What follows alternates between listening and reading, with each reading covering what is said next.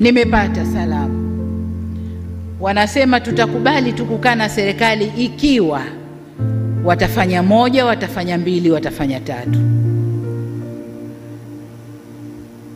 Serikali hii si ya kuamrishwa wala kupewa maelekezo.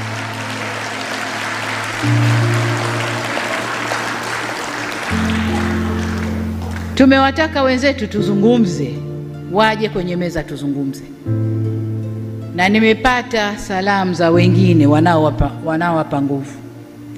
Hakuna mazungumzo mpaka mumwachie huyu, mufanye hili, mufanye hili.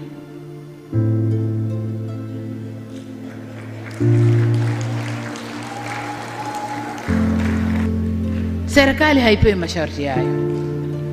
Labda serikali ya wanafunzi kwa walimu wao, hilo linakuwa. Serikali ya wanafunzi, hamtapata hili mpaka mfanye hivi. Wanafunzi watafanya. Lakini sovereign state yenye kujielewa na kuendesha mambo yake,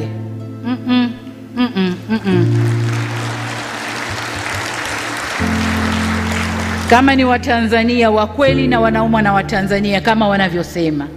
Maana mara nyingi wanasema, tunasema kwa ajili ya wananchi. Unajiuliza wepi? Kama kwa ajili ya wananchi, wananchi walishasema, walishatoa maamuzi. Wameipa CCM 97%. Hayo ndio maamuzi ya wananchi.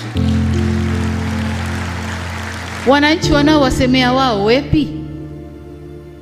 Alafu wanahoji kwa nini 97%? Kwa nini isiwe? Waswahili wanasema paukwa pakawa. Mama yuko kazini.